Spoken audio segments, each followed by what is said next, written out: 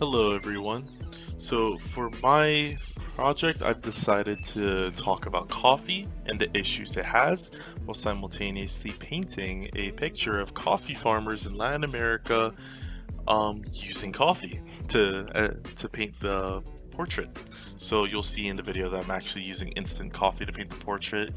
You just mix that with water and it creates different shades of brown that I need to get the pictures I want. So if you're ever interested in painting with coffee, just know it's possible, but if there's any advice I can give for it, I would definitely say it's the way you move your brush, because it can definitely get a bit frustrating. I hope you guys enjoyed this as well. So the history of coffee actually begins with an old legend placed in the ancient forests of Ethiopia. There, a goat herder discovered a strange plant that his goats would eat the beans of and become so energetic that they could not sleep at night.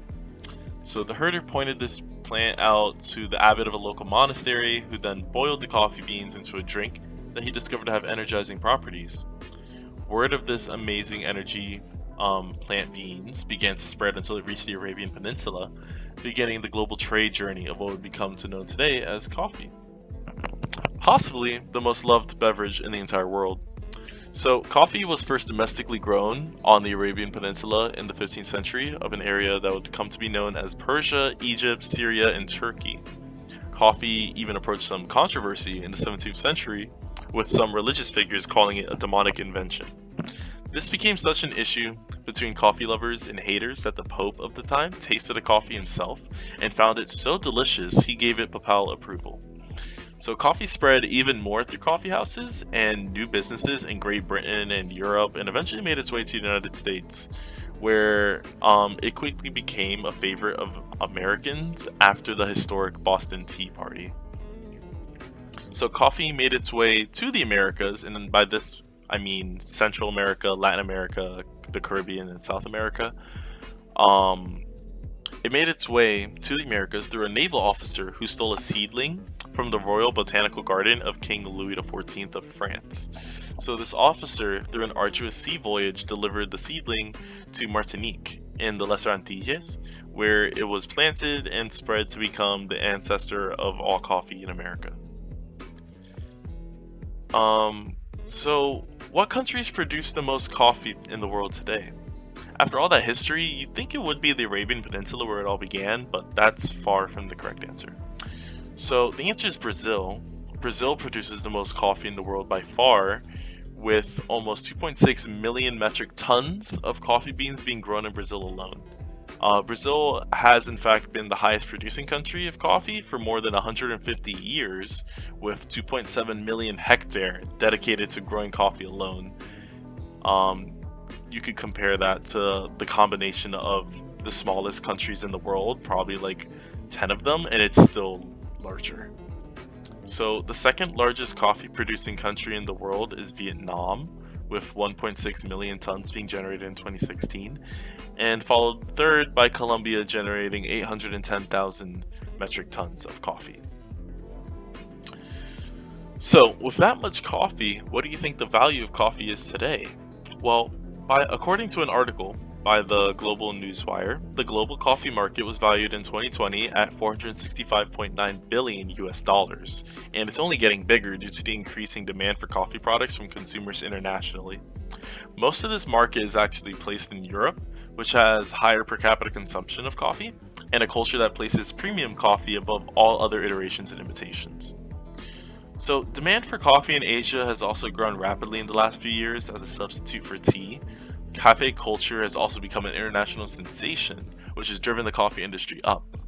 Going back to the producers of coffee, Brazil coffee exports in 2018 were worth 4.37 billion US dollars, and this does not account for all the different products that Brazilian coffee eventually creates.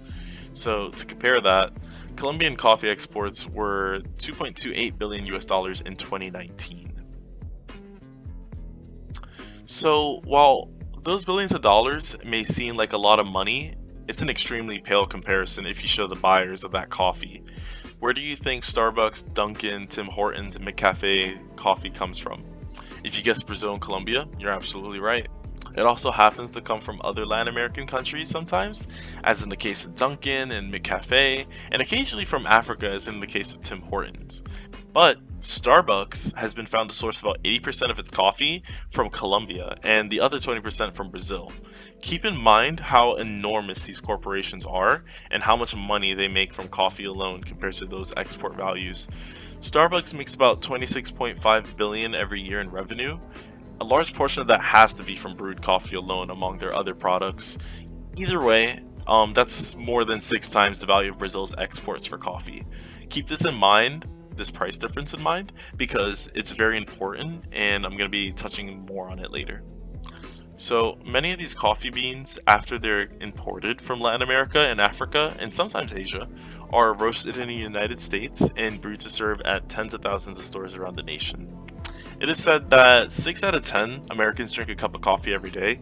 I'm usually one of them, like I said, but I didn't have my coffee today, which is pretty uncommon for me at the time of this recording, at least. But anyways, how much of this money from exports and money from corporations do you think farmers receive back for their physical labor? Coffee is a very physical labor intensive crop. The agricultural practices for it take a lot of human labor, and you can see that in the painting. Unfortunately, it isn't much.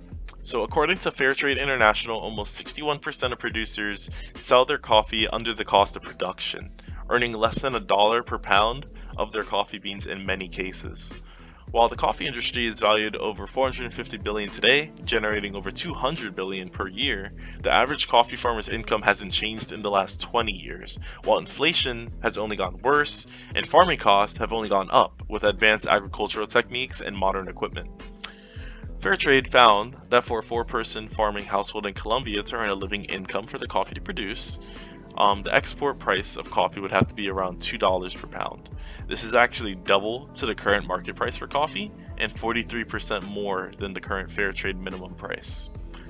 So one study by Meemkin in 2020 supports this observation. There was a scientific study that the article sourced, and that's where they got most of that information from. Coffee farmers are simply not paid enough for the production and are kept in poverty by not being paid above livable wages. They barely get their production costs back, and they obviously can't live off that. So policy does need to be changed in nations that supply these coffee exports to the world, and multinational corporations who purchase this coffee must be held accountable to provide fair trade deals for the producers instead of buying for extremely cheap prices. Now, unfortunately, there is also an environmental issue affecting coffee production in the Caribbean and Americas known as coffee leaf rust. There's a type of fungus that leaves coffee tree leaves decimated in a powdery orange lesion, and when badly infected, it can eliminate the plant's ability to generate energy, which will therefore prevent its yield of crops or even its survival. So this has reduced coffee production in many countries and left vulnerable families who depend on coffee as a crop with no income, not just for a single crop cycle, but for multiple. In fact, in 2017, the Central American coffee leaf rust epidemic spread to over 70% of farms in the area, causing over 1.7 million coffee workers to lose their jobs and causing an estimated $3.2 billion in damage and lost income. Combine this fungal epidemic with for coffee with the ridiculously low and unfair wages that coffee farmers receive, and it's not hard to understand why many farmers are today giving up on coffee with no intention to come back to it. So this whole idea approaches to the issue of coffee sustainability, and coffee lovers around the world may soon have to worry about where their coffee comes from next. Luckily, many pro-sustainability coffee organizations around the world are working to figure out ways to help farmers attain more livable incomes and genetically engineer coffee to become more resistant to the fungal epidemic it's still facing today. One such example is the World Coffee Research Organization, which is pushing for genetic engineering of coffee resistance. Others can be Rainforest Alliance, Sustainable Coffee Challenge by Conservation International, Global Coffee Platform, International Coffee Organization, and more. So, beyond unlivable wages for coffee farmers and a fungus decimating coffee crops across the Americas, agriculture of coffee also has a significant gender gap in its labor. Globally, women comprised about 70% of the shared labor force of coffee, according to a 2008 study, which has been said to not have changed significantly. Yet, only 20% of women actually lead the efforts for the land. on which coffee is grown and the households in control of the crop. So these percentages vary among coffee producing countries, but considering that most coffee producing countries are developing, it doesn't change much for the better of any of these countries.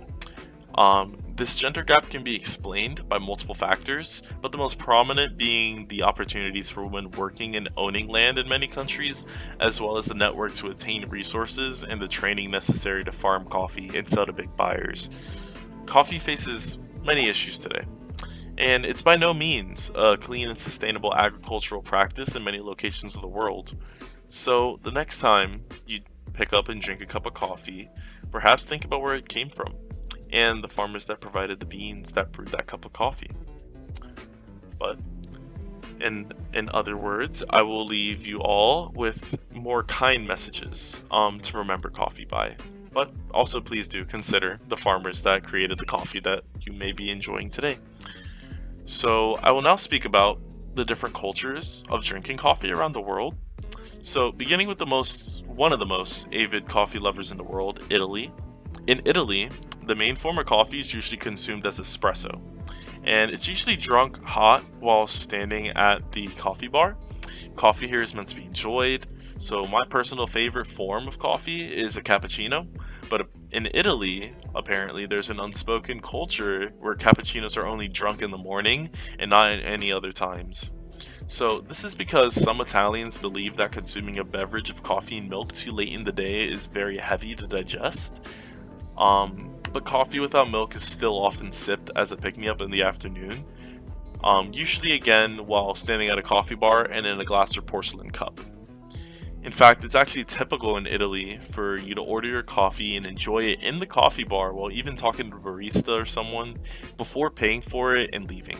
So they're not really in a rush there to consume their coffee like it is in the Western culture. But despite all these unspoken traditions, Italy only ranks 18th in the world for per capita coffee consumption. Moving to the Americas, Mexico also has a very intricate coffee culture. There's a traditional coffee drink in Mexico called café de olla. This drink was said to be prepared for soldiers to wake them up and provide them with energy. And this type of coffee is served from a clay pot and filtered with a fine strainer or cheesecloth. And then served with piloncillo, or unrefined brown sugar, which adds a smoky and caramel type of flavor. There is also caraíjo, which is coffee with alcohol. Although this coffee cocktail was said to originate in Spain and begin in the Americas and Cuba, it's not common or uncommon for Mexico to have liquor spiked coffee available. But lastly, to bring it to another region of the world, let's talk about Japan's interesting coffee culture. So Japan actually is the fourth largest per capita consumer of coffee in the world, and while it took a while for coffee to gain traction over tea in Japan when it was first introduced in the late 19th century, it today outsells tea in many intricate forms such as coffee chains, canned coffee, bottled coffee, and instant coffees, which can all be sold from cafes, restaurants, and even vending machines. Coffee in Japan grew in culture after the end of World War II. World War II sanctioning, which encouraged international businessmen to sit in smoky conference rooms, drinking coffee and making deals. So because of this, cafes in Japan, such as many other places, tend to have much more of a silent and respectful atmosphere. But today, Japanese culture has switched towards a more grab-and-go culture, where people sit in coffee shops that serve small breakfasts, offered at a discount if coffee is purchased with the meal.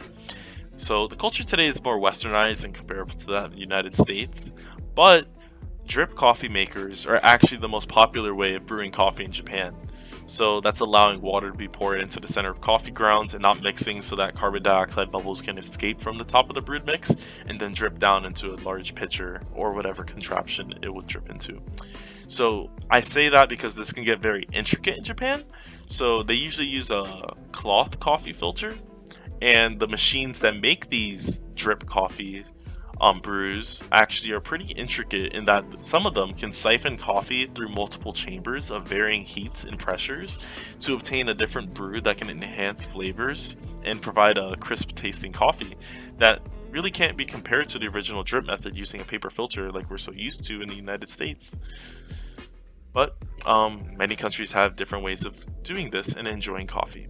So I hope you guys enjoyed my presentation on coffee, and I hope that you remember all the issues that exist with coffee in terms of how little farmers are paid, the coffee leaf rust fungal epidemic that the Americas are facing today, and the gender inequality gap in coffee. So next time you pick up a cup of coffee, perhaps think about who made it, where it came from, and maybe even look into what you can do to help the issue with it. All right, have a great day. Thank you.